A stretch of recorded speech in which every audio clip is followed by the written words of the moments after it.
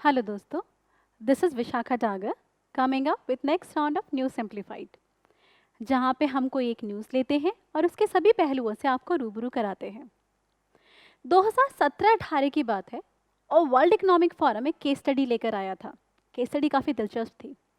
उसमें था कि कोस्टा रिका में मल्टी डायमेंशनल पॉवर्टी काफ़ी ज़्यादा थी, but Costa Rica came up with an initiative जब उसने सिविल सोसाइटी ऑर्गेनाइजेशन के साथ कोलैबोरेट किया और पॉवर्टी को कम करने की कोशिश की। उसका रिजल्ट ये था कि विद इन फ्यू ईयर्स वहाँ की मल्टी डायमेंशनल पॉवर्टी 40% कम हो गई थी।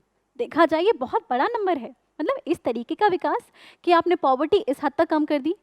कहते हैं इसमें सबसे बड़ा रोल जो प्ले किया था वो वहाँ की सिविल सोसाइटी या एनजीओज ने किया था।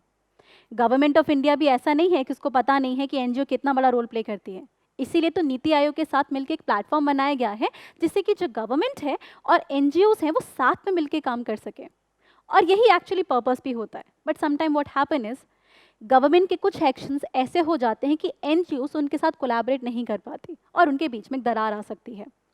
आज की जो कहानी है कुछ ऐसी ही है, जहाँ पे गवर्नमेंट और एनजीओज के बीच में एक मुटाव है, मन मुटाव है, जिसको हम डिस्कस करेंगे through the lens of NGO and FCRA. तो why this was in news? Because recently Rajya Sabha में या फिर लोकसभा पार्लियामेंट में गवर्नमेंट ऑफ इंडिया सेड कि इन पास्ट 3 ईयर्स एनजीओज में 49,000 करोड़ की फॉरेन फंडिंग आई है। साथ में it is said by government कि any NGOs which has got the prior permission under the FCRA will have to be audited, या उनका भी ऑडिट होगा, उनका ऑडिट होगा। तो कुछ सवाल यहाँ बनते हैं, एफसीआरए है क्या? एनजीओज को क्यों इनसे परमिशन की जरूरत पड़ती है? और इस पूरे मुद्दे में ये गवर्नमेंट और एनजीओज के बीच में क्यों मनमुटाव खड़ा हो गया है? तो आज हम इसी को डिस्कस करेंगे in our news section, that is number 1। First is need of FCRA, क्यों हमें एफसीआरए चाहिए, एफसीआरए है क्या, उसके प्रोविजंस क्या हैं, रिसेंट क्या चेंजेस हुए हैं एफसीआरए में, और ओवरऑल इस न्यूज़ की क्या सिग्निफिकेंस है। चलिए आगे बढ़ते हैं। तो अंडरस्टैंड दैट, सबसे पहले आपको समझना होगा कि एफसीआरए की जरूरत क्यों पड़ती है। उसी के बाद हम डिस्कस करेंगे एफसीआरए होता क्या है। एफसीआरए की जरूरत को अगर जानना हो तो आपको इतिहास में पीछे जाना पड़ेगा, almost 200 years ago. At that time, more than that, उस समय India was actually colonised by East India Company. और कहा जाता है, जैसे दादा भाई नारोजी कहते हैं, कि उस समय east India company in name of investment was taking away 60 to 80% wealth of India. इतना पैसा जो भारत में कमाया जा रहा था, जो भारत का था, इन्वेस्टमेंट के नाम पे एक फॉरेन कंपनी यहाँ से अपने देश में लेके जा रही थी। वो एक तरीके का एक्सप्लॉइटेटिव इन्वेस्टमेंट था, एक तरीके का ऐसा गंदा बाहर का मनी था जो कि हमारे ही देश को अंदर ही अंदर दीमक के जैसे खा रहा था, जिसकी वजह से आज़ादी जब हमें मिली तो हम इस चीज़ से बचना चाहते थे। इसलिए जो भारत के निर्माण कारक थे उन्होंने ध्यान रखा कि भारत से जो भी पैसा आ रहा है या भारत में जो भी पैसा आ रहा है वो देश के हित के लिए यूज़ हो रहा है एंड नॉट अगेंस्ट इट। तो government of India came up with foreign exchange regulation act कि कोई भी अगर इन्वेस्टमेंट गवर्नमेंट ऑफ या फिर हमारी कंट्री में आ रही है तो उसको कुछ नीड्स को फुलफिल करना होगा, वो हमारी सोवरेनिटी या डेमोक्रेसी को हर्ट नहीं करेगी। पर ये जो एक्ट था, that is foreign exchange regulation act, फेरा, अब फैमा बन चुका है, हम थोड़ा ट्रस्ट करने लगे हैं। मतलब अब बाहर का जो इन्वेस्टमेंट आता है हम उसके लिए इतना स्केप्टिक नहीं होते। दूसरी बात, ये एक्ट आपकी कॉरपोरेशंस के लिए था, एनजीओज के लिए नहीं है। एनजीओज के लिए आपका एफसीआरए आता है, फेरा आपका कंपनीज के लिए था, जो उसके लिए फैमा आ चुका है। ये जो कंपनीज के बीच में और गवर्नमेंट के बीच में जो डिस्ट्रस्ट था, ये कहीं ना कहीं कम हो गया, पर वहीं पे एनजीओज और गवर्नमेंट के बीच में जो डिस्ट्रस्ट है हम उसको बढ़ता हुआ देख रहे हैं। For this we need to understand FCRA. As I said, जैसे आपका फेरा आया था ऐसे ही आपका एफसीआरए आया था। हमारा पर्पस था कंट्री की सोवरेनिटी और डेमोक्रेसी को बचाना। दूसरा, जिस भी तरीके के फॉरेन कंट्रीब्यूशन आ रहा है वो कहीं फॉरेन इन्फ्लुएंस में ना तब्दील हो जाए, इन टर्म्स ऑफ कि हमारी जो लीगल पॉलिसीज उनको इम्पैक्ट ना करे। तीसरी चीज़, हमें ट्रांसपेरेंसी और अकाउंटेबिलिटी चाहिए थी फॉरेन कंट्रीब्यूशन में, कि ऐसा ना हो बाहर से पैसा आ रहा हो और वो किसी तरीके से इंडिया के इंटरनल मैटर को इन्फ्लुएंस कर रहा हो। जैसे रिसेंटली हमारे जो होम मिनिस्टर ने कुछ एनजीओस को बंद कर दिया because they said this NGOs were promoting the religious conversion. तो हमारे जो सोशल फैब्रिक है इसको इम्पैक्ट कर रही थी। So that is another reason. साथ में कुछ रिपोर्ट्स आई, जैसे सीबीआई ने बोला कि जो एमनेस्टी इंटरनेशनल है या फिर जो ग्रीन पीस है वो देश के विकास को हर्ट कर रही है। आईबी के रिपोर्ट ने भी कुछ ऐसे ही लाल झंडे दिखा दिए। So the government of India और जो स्टेट है इट बिकम मोर वरिड कि जो पैसा एनजीओस में आ रहा है maybe it is not that good intent as the government is thinking it to be, जिसकी वजह से एफसीआरए इंट्रोड्यूस हो गया। देखा जाए तो एफसीआरए की हिस्ट्री बहुत पुरानी है। It came into being in 1976 में आया, पर इसके काफ़ी अमेंडमेंट्स हो चुके हैं। पहले 1976, फिर 1984, उसके बाद 2010 और अब 2020। अब तक 4 अमेंडमेंट ये एक्ट देख चुका है। सबसे पहले जब ये आया था तो इसका पर्पस था फॉरेन फंडिंग को रेगुलेट करना, obviously as I explain earlier. पर इसके 2 पर्पस सेक्टर थे सबसे ज़्यादा, एक तो वॉलेंट्री एनजीओ सेक्टर और दूसरा पॉलिटिकल फंडिंग। ये इसके 2 मेन ब्रांच बन जाते हैं। बाकी जर्नलिज्म और पब्लिशिंग इनको भी ये कवर करता है। तो एनजीओ, जर्नलिज्म, पब्लिशिंग और पॉलिटिक्स, इन तीनों को ये कॉम्प्रिहेंसिवली कवर करता है। साथ में इट इज़ मेंटेन बाय, या फिर इसकी जो पूरी देखभाल है वो मिनिस्ट्री ऑफ होम अफेयर करती है। मिनिस्ट्री ऑफ होम अफेयर का काम है दैट इट इंश्योर कि जो एक्ट इफेक्टिवली इम्प्लीमेंट हो रहा है। Now let's just move ahead. अब जरा समझते हैं कि एफसीआरए एक्ट में प्रोवाइड क्या किया गया था। इन दिस एक्ट ये 2 हिस्सों में आप डिवाइड कर सकते हैं अगर आपको सीखना हो। पहली बात इंडिविजुअल के लिए। इंडिविजुअल के लिए एक्ट कहता है कि कोई भी इंडिविजुअल अगर 25,000 से ज़्यादा पैसे अगर रिसीव कर रहा है तो उसको गवर्नमेंट ऑफ इंडिया से परमिशन लेनी होगी, प्रॉपर रिकॉर्ड रखना होगा, प्रॉपर अकाउंट रखना होगा। ये एक इंडिविजुअल के लिए ये कहा जाता है। एनजीओस के लिए क्या बोला गया? एनजीओस के लिए बोला गया कि हर एनजीओ जो कि फॉरेन कंट्रीब्यूशन ले रही है उसको हर 5 साल में अपना रजिस्ट्रेशन कराना होगा। अपना रजिस्ट्रेशन हर 5 साल में रिन्यू कराना होगा। Without registration government of India से किए बिना वो फॉरेन फंडिंग नहीं रिसीव कर सकते। साथ में ये बोला गया कि जो पैसा जिस पर्पस के लिए आ रहा है उसे वही इस्तेमाल करोगे।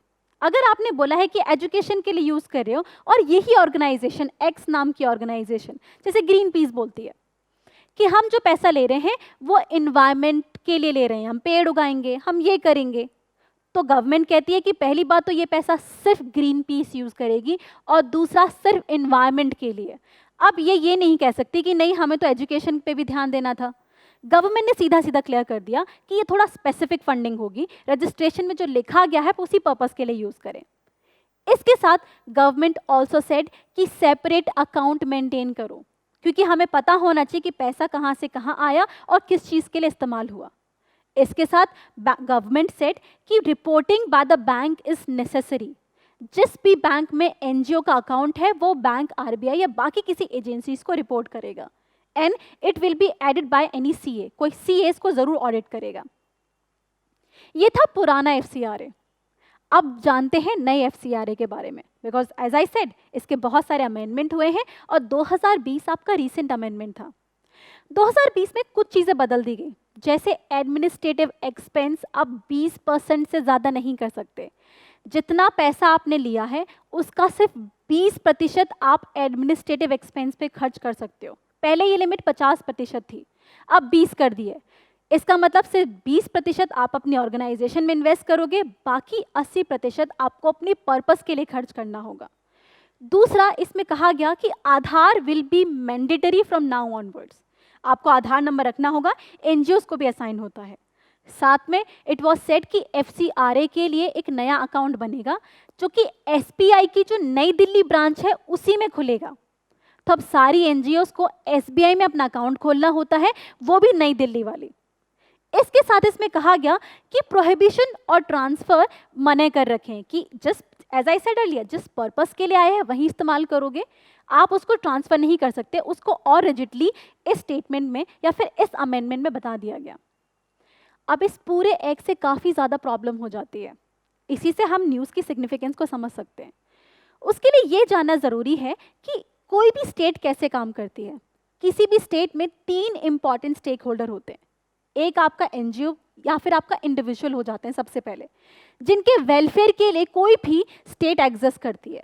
तो पहला आपका इंडिविजुअल, दूसरा आपका स्टेट, तीसरा आपका मार्केट। मार्केट का मोटिव होता है प्रॉफिट, उसको जहां प्रॉफिट दिखता है वो वहीं काम करता है। इससे लोगों की ईज ऑफ लिविंग जरूर बढ़ जाती है, बिकॉज मार्केट काम करता है इस चीज के लिए, लोगों को लाइवलीहुड जरूर मिल जाता है, बट वेलफेयर का काम मार्केट का नहीं होता।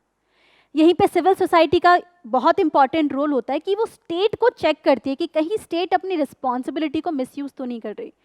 उसी में आपकी आती है एनजीओस। एनजीओस की जो फोर्थ पोजीशन होती है, या फिर जो सिविल सोसाइटी ही जैसी ही होती है, इनका काम क्या होता है? ग्रास रूट डेवलपमेंट करना, मार्केट के लिए वॉचडॉग रहना। आपने कितनी एनजीओस देखी होंगी जो कि मार्केट को भी लाइबल रखती हैं कि मार्केट में कंज्यूमरिज्म बढ़ रहा है, देखो प्लास्टिक की बॉटल कितने यूज करते हैं, जैसे कोको कोला कितना हेल्थ को इम्पैक्ट कर रही है, कौन ध्यान रखता है? एनजीओ। तो आपकी एनजीओ मार्केट पे भी अकाउंटेबिलिटी रखती है, सिविल सोसाइटी को स्ट्रेंथन करती है बिकॉज उसका हिस्सा है ये, और स्टेट पे भी वॉचडॉग रखती है, स्टेट के एक्शन अलग ना हो जाए इस पे भी ध्यान रखते हैं। कितने एनजीओज होती हैं जो कि स्टेट पे नजर रखती हैं, जैसे आपके एडीआर है, association of democratic reform. It make sures कि जो पॉलिटिकल रिफॉर्म आपके स्टेट में हो रहे हैं। तो ये एनजीओ बहुत इंपॉर्टेंट रोल प्ले करते हैं।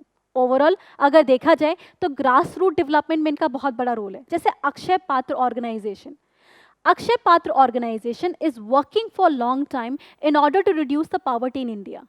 ये काम करते हैं, इसकी वजह से काफी वर्किंग और लाइवलीहुड प्रोवाइड करते हैं। आप बचपन बचा आंदोलन ही देख सकते हैं। This organisation is working to protect the children of the country. अब इस एक्ट की वजह से ये सारे जो फंक्शंस हैं एनजीओस के, वो इम्पैक्ट होने वाले हैं।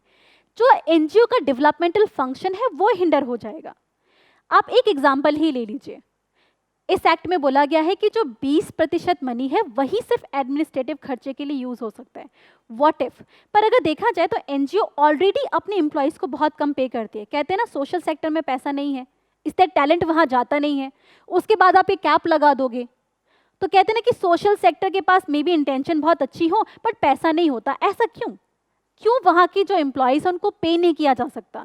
क्यों उस सेक्टर को सिर्फ इंटेंशन पे ही छोड़ दिया गया है? वो भी तो एक ऐसा सेक्टर हो सकता है जहाँ पे एम्प्लॉय को अच्छा पे किया जाए, जिससे कि लोगों के अंदर मोटिवेशन हो कि वो समाज के लिए काम करना चाहें।